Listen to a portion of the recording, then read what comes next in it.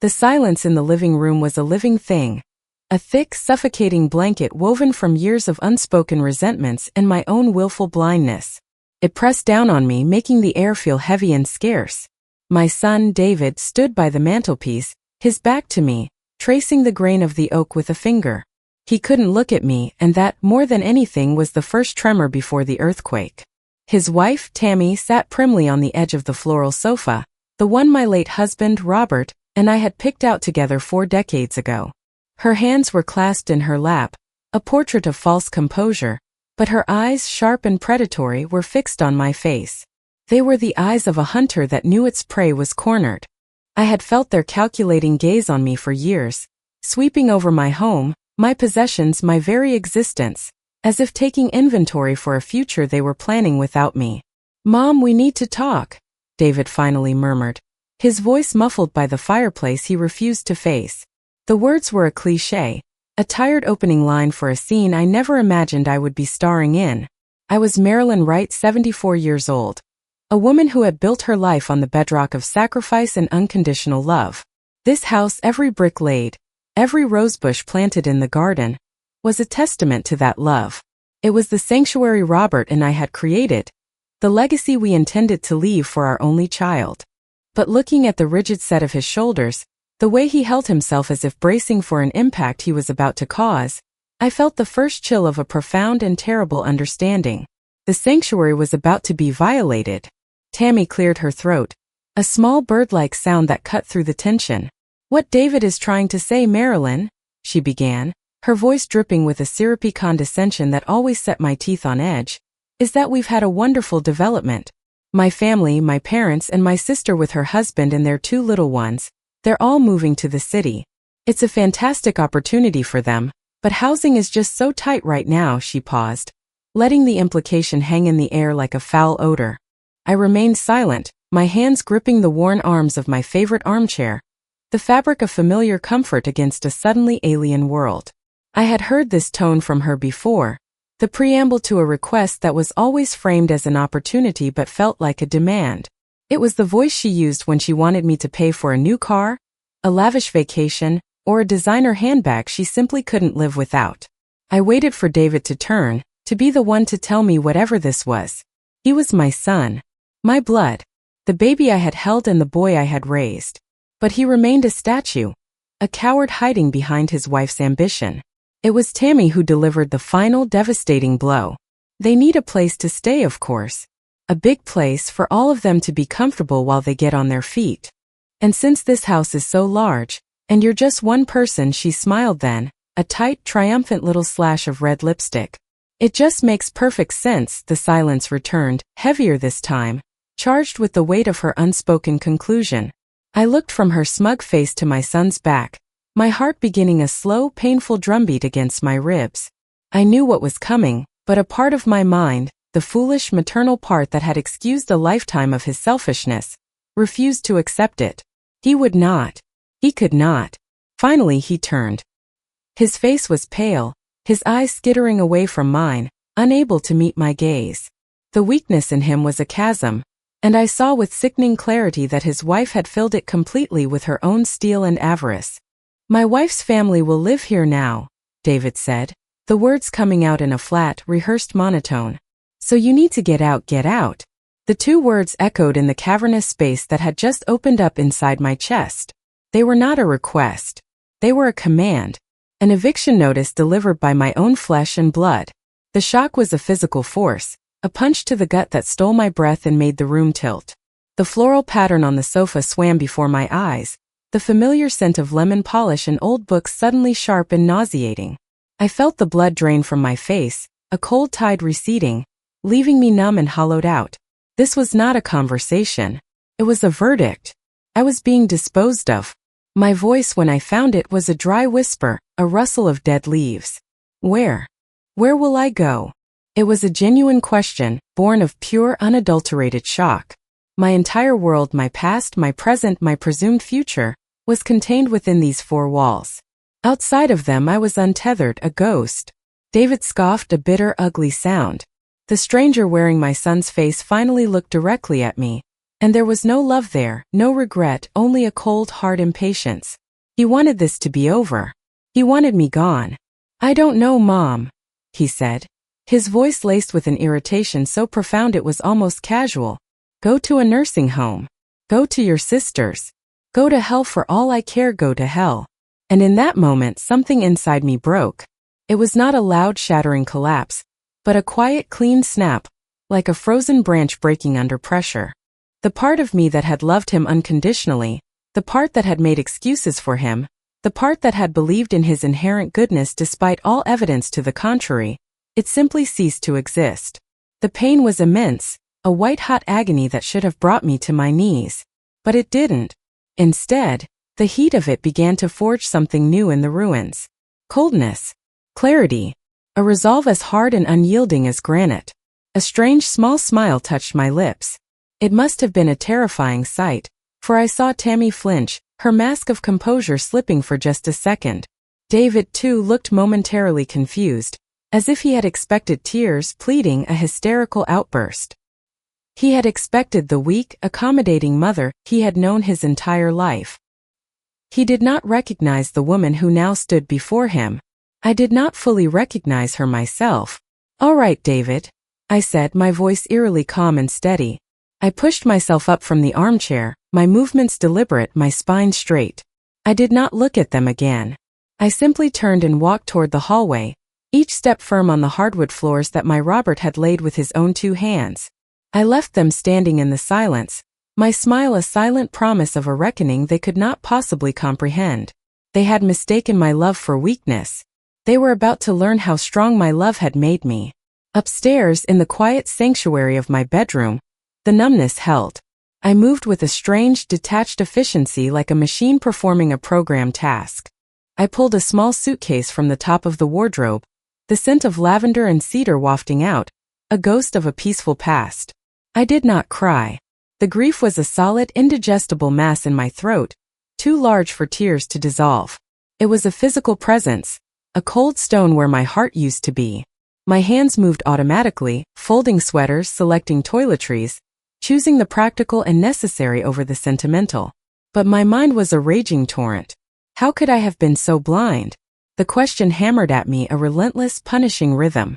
The signs had all been there. A trail of breadcrumbs leading directly to this moment of brutal abandonment, and I had swept them all away, tidied them up, pretended they didn't exist. I remembered the way Tammy had redecorated the guest room, replacing my mother's antique furniture with sleek, soulless pieces she'd ordered online, using my credit card. I remembered David's casual dismissal when I'd mentioned my dwindling savings. "You worry too much, Mom. Money is meant to be spent. You can't take it with you," his words, meant to sound carefree and modern, now echoed with a sinister predatory meaning. They hadn't been living with me. They had been colonizing my life, slowly and methodically, until the original inhabitant was deemed redundant. I paused, my hand hovering over a framed photograph on my bedside table. It was of Robert and me, taken on our 40th wedding anniversary, just a year before he passed. We were standing in the garden, his arm around my waist, both of us beaming, our faces etched with the comfortable lines of a shared life and a deep, abiding love. He had been my rock, my partner, the co-architect of this life. He would have seen through Tammy in an instant. He would never have allowed David's weakness to curdle into such casual cruelty. A wave of anger, pure and elemental, surged through me, so powerful it made me dizzy. It was not the hot, fleeting anger of a simple argument. This was a different beast entirely. It was a cold, dense rage, an iceberg forming in the depths of my soul, its vast, hidden mass capable of sinking ships. They had not just taken my house. They had desecrated a memory. They had taken the love and sacrifice that had built this home and twisted it into a commodity, a free-for-all boarding house for a pack of strangers. And my son, my only child, had held the door open for them and told me to go to hell. The sheer, breathtaking audacity of it was what finally solidified my resolve. The pain was still there, a constant, throbbing ache, but the anger was a clean, sharp instrument. It gave me focus. It gave me a purpose. I packed one last thing. From the bottom drawer of my dresser, tucked beneath a pile of old linens, I retrieved a heavy leather-bound portfolio. Inside were documents, crisp and official-looking, that I had not looked at in years. Robert had been a meticulous man, a planner who believed in contingencies. "You never know, Marilyn," he used to say. "Family can be the most wonderful thing in the world, or it can be the thing that tears you down. It's always best to have a good strong fence." I had thought he was being cynical. Now I saw he had been a prophet. With my small suitcase in one hand and the portfolio in the other, I walked down the stairs. The house was quiet. They must have retreated to their own room, likely celebrating their victory, planning the arrival of their new clan. They thought it was over. They thought they had won. Standing in the foyer, I took one last look around. I saw not the home I was losing, but the battlefield I was leaving. And I knew with a certainty that chilled me to the bone, that I would not be the one to lose this war. I closed the front door softly behind me, the click of the latch sounding like the cocking of a gun. My first stop was not my sister's house, nor was it some lonely motel room. I drove the 10 minutes to Eleanor Vance's neat little bungalow. Eleanor had been my neighbor and friend for 30 years.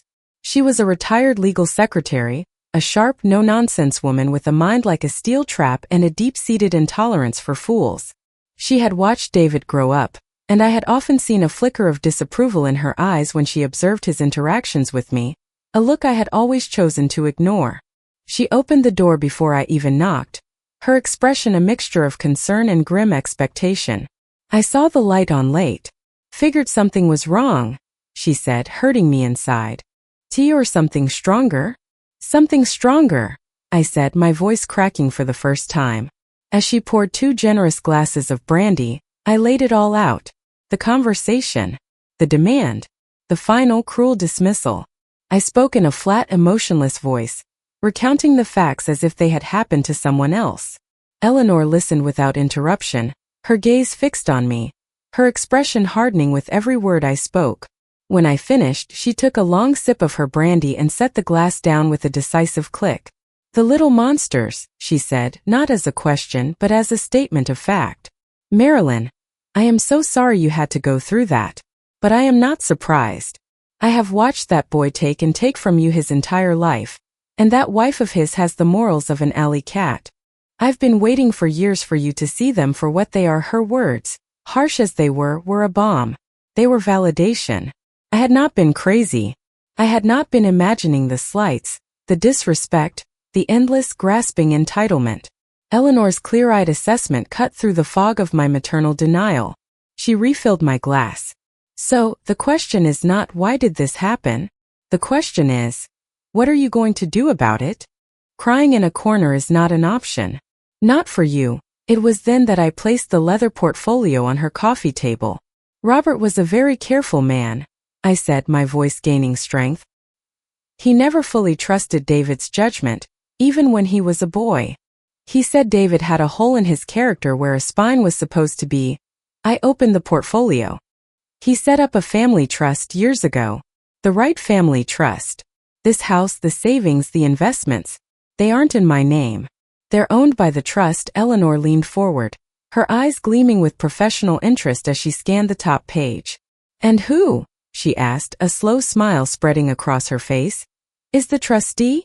"I am," I said, feeling a surge of power, cold and clear as mountain water. "I am the sole trustee, with absolute and unconditional authority over all assets until my death. And the beneficiary, David," I confirmed. "But his status as beneficiary is contingent upon several clauses.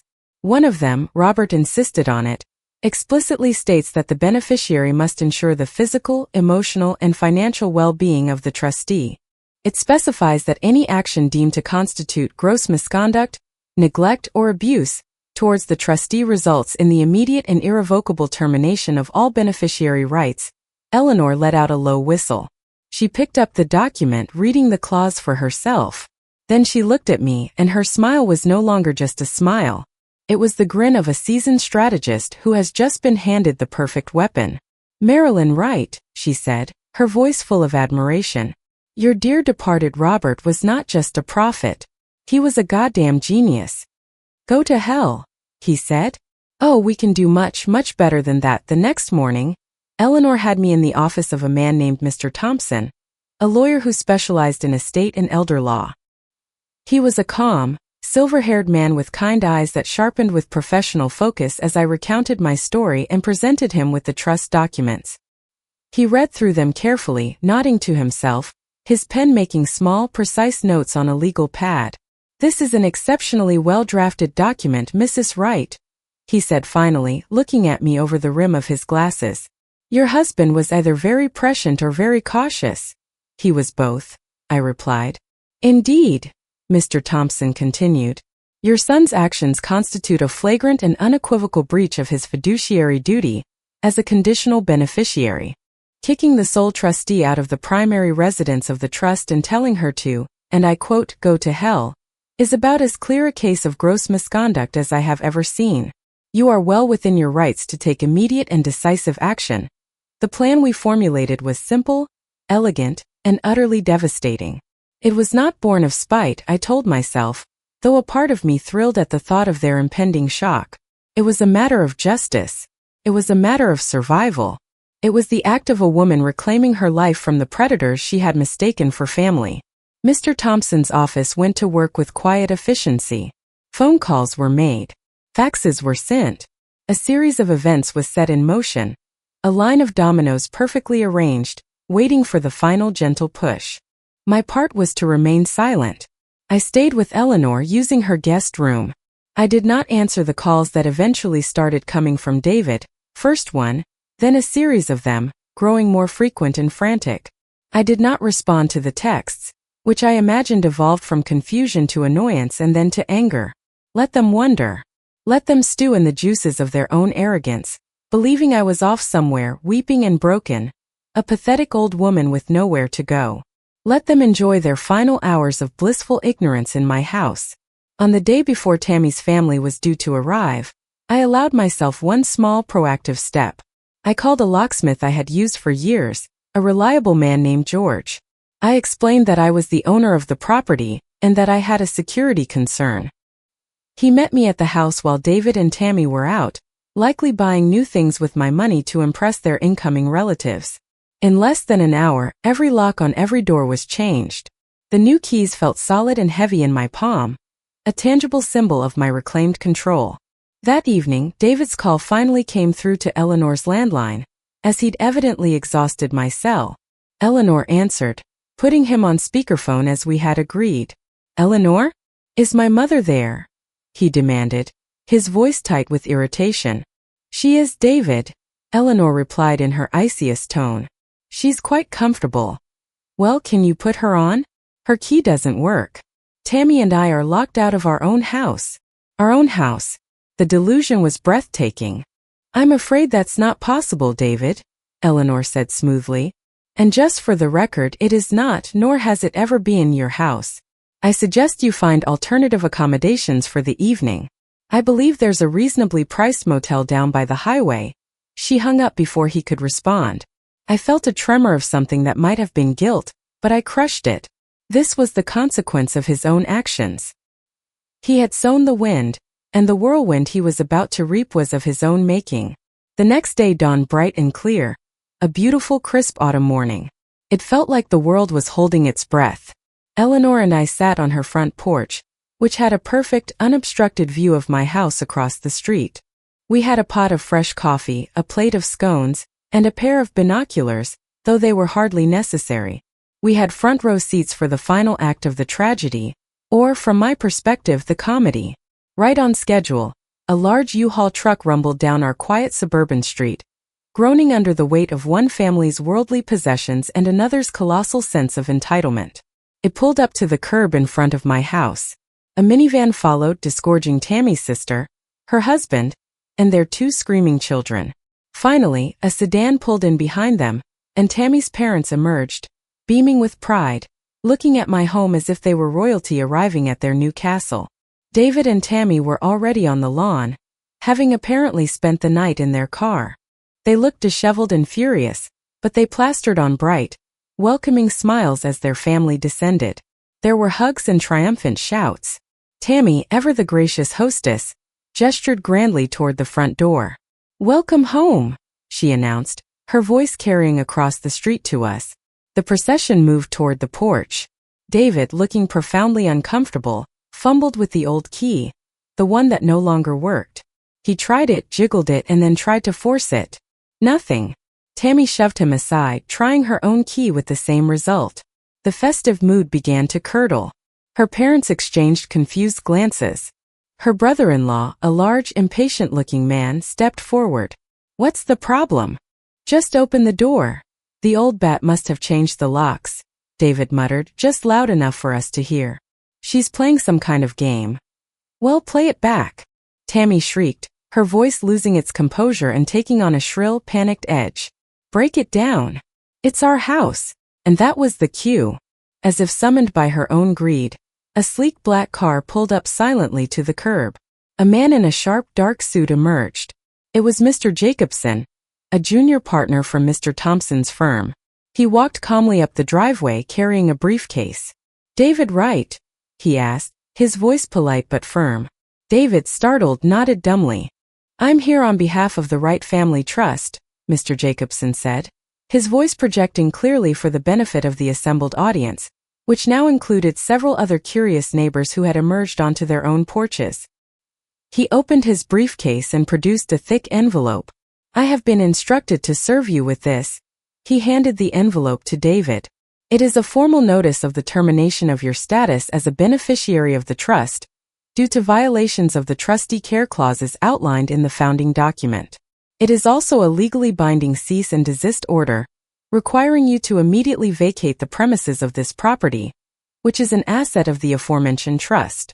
You are, in effect, trespassing." David stared at the envelope as if it were a venomous snake. Tammy snatched it from his hand, tearing it open. Her face went from red to white as she scanned the legal language. Her mother crowded behind her, reading over her shoulder, her jaw dropping. "This is ridiculous," Tammy screamed, waving the papers. "This house is ours. His mother gave it to us." "I'm afraid you are mistaken, madam," Mr. Jacobson said, his tone unwavering. "The property has been held in trust for over 20 years. Mrs. Marilyn Wright, as the sole trustee, has complete authority. Your verbal agreements, if any existed, are legally irrelevant." He then gestured to the street. "Furthermore, the trust has rescinded your access to all financial accounts associated with it. Any items within the home purchased using trust funds, which my client's forensic accountant has determined to be the vast majority of the contents, are to be considered assets of the trust. A recovery team will be here shortly to take possession of them." As if on cue, a second, even larger truck turned the corner. This one was not a U-Haul. It was from a professional asset recovery company. Several large men in uniforms got out and began walking toward the house, carrying dollies and packing materials. The scene on the lawn devolved into chaos. Tammy's father began yelling at David, jabbing a finger in his chest. "You told us this was a sure thing. You said the house was yours." Tammy's sister was wailing, her children joining in. But the most spectacular implosion was Tammy herself. She turned on David, her face a mask of pure fury. "You idiot!" she shrieked, her voice echoing down the street. "You useless, spineless idiot! You promised me. You told me you had it all under control. You let your crazy old mother beat you." David simply stood there, shell-shocked, the papers dangling from his hand. He looked across the street then, and his eyes met mine. His face, stripped of all its bluster and arrogance, was a canvas of utter devastation. He saw me sitting there, calm and composed, sipping my coffee. He saw Eleanor next to me, looking thoroughly satisfied. In that moment he finally understood. He finally saw the woman he had discarded, not as a week-old relic, but as the architect of his ruin. His face crumpled, and he took a stumbling step forward. "Mom," he whispered, the sound lost in the cacophony of his wife's family's recriminations. "Mom, please." I did not smile. I did not gloat. I simply held his gaze, my expression as placid and unmovable as a stone monument. I let him see the abyss that now lay between us, an abyss of his own making. I had loved that boy with every fiber of my being, and he had taken that love and tried to discard it like trash.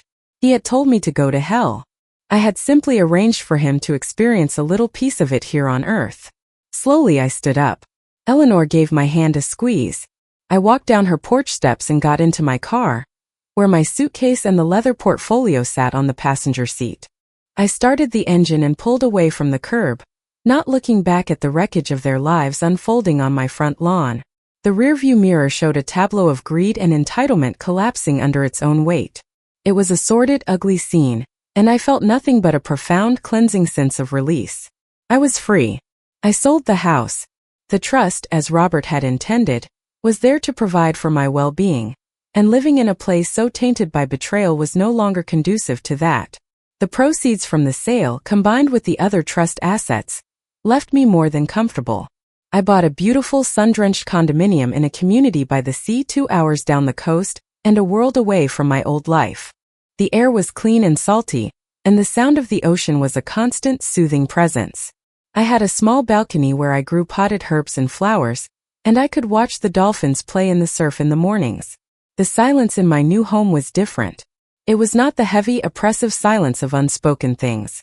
It was a peaceful, expansive silence that I could fill with whatever I chose: music, the pages of a good book, or the laughter of friends.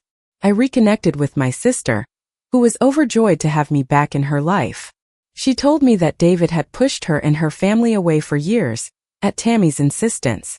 We spent weeks catching up, healing old wounds I hadn't even realized were there. I traveled, taking the trips Robert and I had always talked about but never found the time for.